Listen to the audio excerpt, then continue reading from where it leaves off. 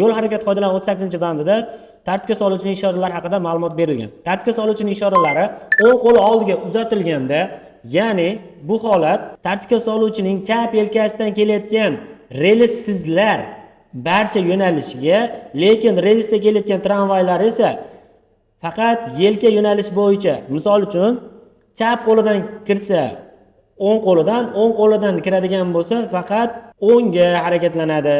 Endi tartibga soluvchini chap yelkasidan kelayotgan relssizlar barcha yo'nalishga yursa, oldi tomonidan, ya'ni o'ng qo'lidan yaqinlashayotganlar faqat o'ngga harakatlanadi. Unutmang, tartibga soluvchini o'ng yelkasidan kelayotgan transport vositalari esa harakat taqiqlanadi. Tartibga soluvchining orqa tomonidan kelayotgan transport vositalariga ham harakat taqiqlanadi. Shu bo'yicha avtotestda quyidagi savollarni ko'rib chiqamiz. Birinchi savol, hozir qaysi yo'nalishda harakat ruxsat berilgan desa, qizil avtomobil faqat tartibga soluvchining o'ng qo'lidan yaqinlashyapti. Bu ishorasida faqat o'ngga birinchi yo'lga yurish kerak. Transport o'ngga birinchi yo'lga harakatlanadi. Ushbu savolning javobi F2 da. Keyingi savol, mayoqchasi yoqilgan transport vositasi harakat to'g'riga davom ettirishga ruxsat beriladimi? Mayoqchasini yoqqan taqdirda ham tartibga soluvchining ishoralariga bo'ysunadi. To'g'riga harakatlanmoqchimi? Bu joyda harakatlana olmaydi. Ya'ni mayoqchasi yoqilgan transport to'g'riga harakatlansa bo'ladimi? Yo'q, taqiqlanadi. Mayoqchasi yoqilgan transport yo'l belgilaridan, svetofordan chetga chiqa oladi. Ya'ni qoidalarni bemalol buzib chetga chiqa oladi, lekin tartibga soluvchiga bo'ysunadi. Unutmang, kechiktirib bo'lmaydigan xizmat vazifasini bajarayotgan paytda. Keyingi holat, qaysi transport to'g'ri burildi desa, bu joyda ikkita rasm berilgan, chap rasm va o'ng rasm. Chapdagi rasmni ko'rib chiqamiz.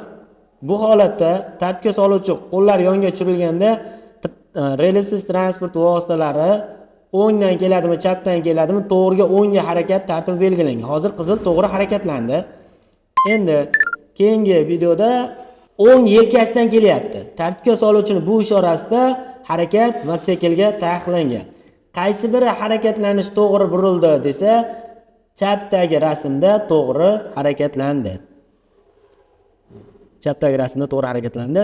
Keyingi savol, avtomobil haydovchisi qaysi yo'nalishda harakatlanishi mumkin desa, bu joyda tartibga soluvchini chap yelkasidan kelayotgan transport vositasi barcha yo'nalishga harakatlanishga ruxsat berilgan. Lekin bayda svetofor bor-ku desak, svetoforga ishoralariga tartibga soluvchi bor paytda, ya'ni gai xodim bor paytda bu ishoralar bo'ysunilmaydi. Ya'ni tartibga soluvchi bor paytda svetofor ishoralari bekor bo'ladi.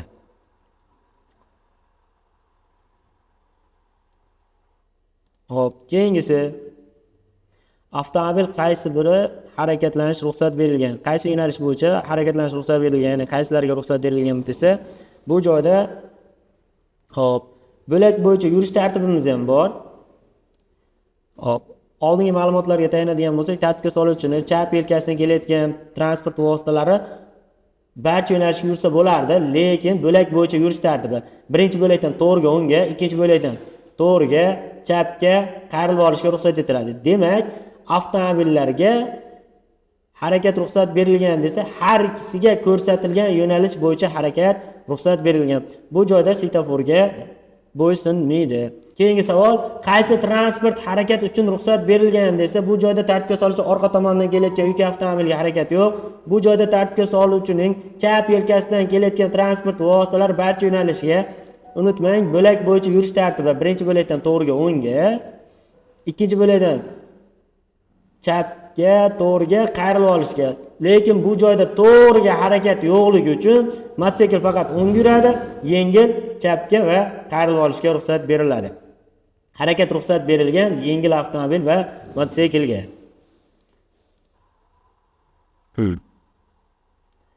Keyingi holat, qaysi transport harakat taqiqlangan desa, bu joyda yana o'sha savol, undan oldin ruxsatini so'radi, bu taqiqlanganini so'rayapti. Mototsikl bilan yengilga harakat ruxsat berilgan bo'lsa, yuk avtomobilga harakat taqiqlangan. Harakat taqiqlanadi yuk avtomobilga. F2 to'g'ri. Qaysi transport harakat ruxsat berilgan? Tartibga soluvchini o'ng qo'li oldiga uzatilganda, chap yelkasidan kelayotgan transport vositalari harakatlanishga ruxsat berilgan mototsiklga o'ng qo'lidan kelyapti faqat o'ngga, o'ng yelkasidan kelayotganga harakat yo'q, orqa tomondan kelayotganga ham harakat yo'q. Ya'ni ruxsat etilgan. Bu joyda mototsikl, yengil avtomobilga ruxsat. Yuk avtomobil, avtobusga harakat yo'q. Shu joyda ko'pchilik savolni javobini tushunib, mohiyatiga yetmasdan xato belgilab qo'yadi. Nimaga? Sabab mototsikl o'ngga, yengil avtomobil barcha yo'nalishga degan javobda bosishadi. Bu xato. Yengil avtomobil barcha yo'nalishga yura olmaydi. Sabab bo'laklar bo'yicha yurish tartibi bor. Birinchi bo'lakdan to'g'riga o'ngga, har doim o'ngdan birinchi bo'lak deb sanalamiz. Birinchi bo'lakdan to'g'riga o'ngga, ikkinchi bo'lakdan to'g'riga chapga qayrilib olishga. Demak, transport hozir chapga qayrilib ola olmaganligi uchun barcha yo'nalishga yura olmaydi. To'g'ri javob mototsikl o'ngga, yengil avtomobil to'g'riga va o'ngga degan javobda to'xtalamiz.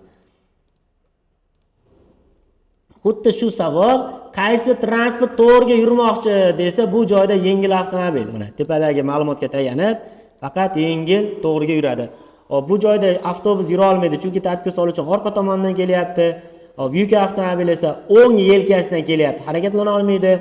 O'ng qo'li oldiga uzatilganda o'ng qo'lidan yaqinlashayotgan mana. Ko'ryapsiz? Faqat o'ngga harakatlanadi. Oldi tomondan kelayotgan faqat o'ngga harakatlanadi. Hop, mana yana bir savol. Harakat ruxsat berilgan barcha transport qaysi javobda ko'rsatilgan? Ko'pchilik buni devor deb tushuntiradi. Devor bo'ladigan bo'lsa, shu holatda devor bo'ladi. Bu xato, devor deb tushuntirsa, bu joyda uchalasiga ham harakat yo'q, tramvayga ruxsat bo'lib qoladi, devor desa yo'q.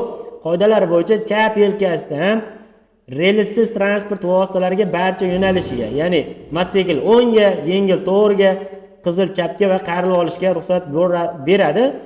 Bo'lak bo'yicha yurish tartibi bo'yicha. Bu joyda tramvay harakatlana olmaydi. Sabab tartibga soluvchiga chapga harakatlansa bo'lar edi. Tramvayda chapga yo'li yo'q. Hozir chap o'ng yelkasidan kelsa, chap yelkasidan chiqib ketadi.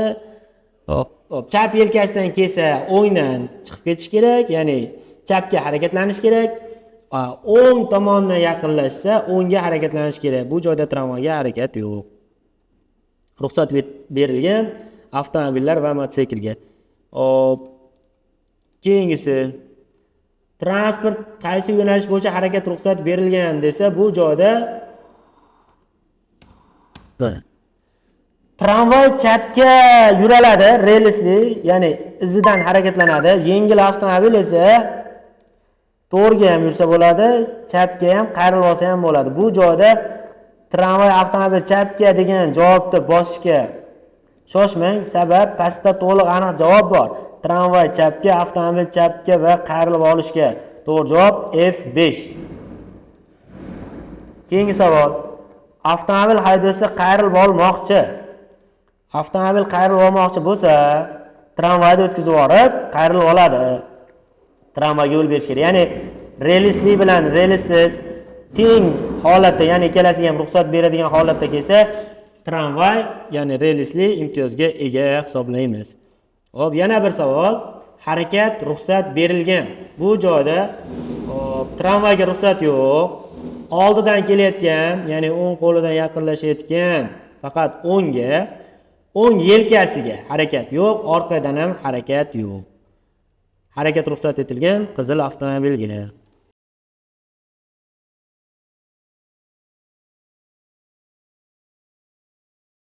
Hop, keyingi savol. Mototsikl haydovchisi qanday holda chapga to'g'ri buriladi? Bu joyda chorrahaga chiqmaydi hozirgi vaziyatda. Nega? Chunki tartibga soluvchi ruxsat ishorasi bermaydi. Hozir ruxsat yo'q. Variantlarga qarasak, chorrahaga chiqadi degan variantlar xato. Chorrahaga chiqmasdan to'xtab, tartibga soluvchini ruxsat ishorasida kutmasdan burilib oladi degan ishorasi to'g'ri chiqadi mana. Hop, endi imtihonga borganingizda chapga chiqmasdan to'xtab degan savol shu varianti yo'q. Ya'ni ushbu savoldagi chorrahaga chiqmasdan to'xtab degan so'zni olib qo'yiladi imtihonga kirganingizda, real imtihonda. To'g'ri javob tartibga soluvchining chapga ruxsat ishorasini kutib burilishni tugallab oladi degan javob to'g'ri chiqadi. F1dagi xato variantlar ham xuddi shu holatda F1, F2 holatida qo'llanilgan. Agarda mohiyatiga tushunmasangiz, chiqadini yodlab oling, ichkarida chiqadini bosmasangiz bo'ldi. Ya'ni tartibga soluvchi chapga ruxsat ishorasini kutib, burilish tugallaydi degan javob to'g'ri chiqadi. Keyingisi, qaysi transport harakat ruxsat bergan? Tartibga soluvchini orqa tomoniga harakat yo'q. Oldi tomonidan faqat o'ngga yuramiz. Chap yelkasidan chapga, qarilib olishga, to'g'riga ham yursa bo'ladi. Bo'lak bo'yicha chap yelkasidan faqat o'ngga, to'g'riga. Shu bo'yicha yashilga, ko'kka, qizilga ruxsat, qoraga va sariqqa harakat yo'q. Harakat ruxsat etilgan yashilga, ko'kka, qizil avtomobilga. Qora, sariqqa harakat yo'q. Hop, keyingi savol. Qaysi transportga harakat ruxsat berilgan desa, yuqoridagi ma'lumotlarga tayanib, tartibga soluvchini orqa tomondan kelayotgan oqqa harakat yo'q. Qo'lning teskari tomonidan yaqinlashayotgan transportga ham harakat yo'q. O'ng qo'ldan kelsa faqat o'ngga, erkatoy qo'l, ya'ni chap qo'ldan kelsa barcha yo'nalishga. Xo'p, tartibga soluvchi mazkur ishorasi quyidagini bildiradi. Tartibga soluvchi orqa tomonidan kelsa harakat yo'q. Bu holatda tartibga soluvchini qo'lining teskari tomonidan, ya'ni o'ng yelka tomonidan kelyapti, harakat yo'q.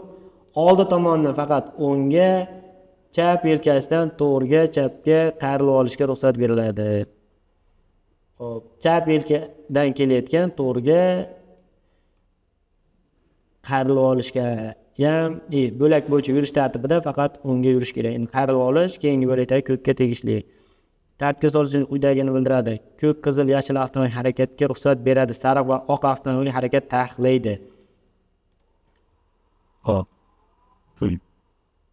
Har doim esingizda bo'lsin, chap qo'ldan kelayotgan transport vositalar, ya'ni relsizlarga barcha yo'nalishga, oldi tomondan kelayotganga faqat o'ngga, o'ng yelkasidan kelayotganga harakat yo'q, orqa miya, ya'ni orqa tomondan kelayotganga ham harakat yo'q. Shu kabi foydali ma'lumotlarni o'tkazib yubormaslik uchun sahifamga obuna bo'ling.